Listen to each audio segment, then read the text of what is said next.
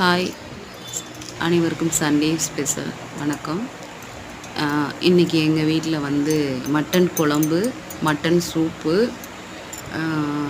ரத்தக்கூட்டு பொரியல். உங்கள் வீட்டில் நீங்கள் என்ன சமைச்சிங்கன்னு எனக்கு கமெண்ட் பண்ணுங்கள்.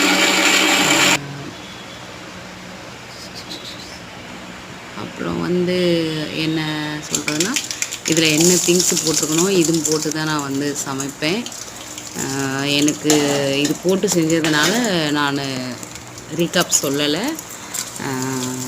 நீங்கள் ட்ரை பண்ணி பாருங்கள். இதில் எதுவும் சொல்லத்துக்கு இருக்குதுன்னா என்னென்னா, ரத்தக்கூட்டு வைக்கிறீங்கள இல்லையா, அதில் வந்து லெச்சக்கட்டை கீரை போட்டு செஞ்சிங்கன்னா குறுக்கு வலி உங்களுக்கு சரியாகும்.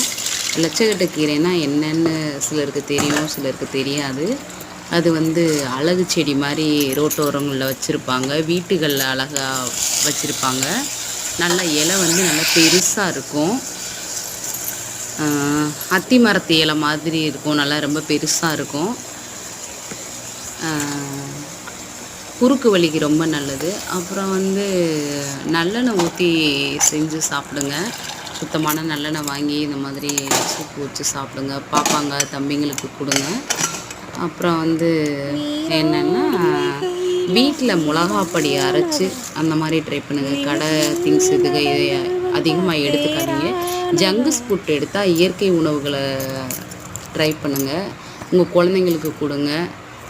இயற்கை சம்மந்தமான விஷயங்களை பின்பற்றுங்க. குழந்தைங்களுக்கும் சொல்லி கொடுங்க. தவறாக எதுவும் பேசினா மன்னிச்சிடுங்க. சின்ன வெங்காயம் அதிகமாக சேர்த்துக்கங்க உணவில். துவரம்பயிறு வந்து நான் முளைக்கட்டி ஊற வச்சுருக்கேன். அது வந்து துவரம் பருப்பு தான் நம்ம சாப்பிட்ருப்போம். துவரம் பயிறு முளைக்கட்டி ஊற வச்சு நம்ம குழம்பு வச்சு சாப்பிட்டோம்னா கறிக்குழம்பு மாதிரி ரொம்ப வாசமாக இருக்கும். இதை நான் கிராமத்துலேருந்து வாங்கிட்டு வந்தேன். கிராமத்து உணவுகளை ஆதரிங்க, விவசாயத்தை ஆதரிங்க. நன்றிங்க. தேங்க்யூ.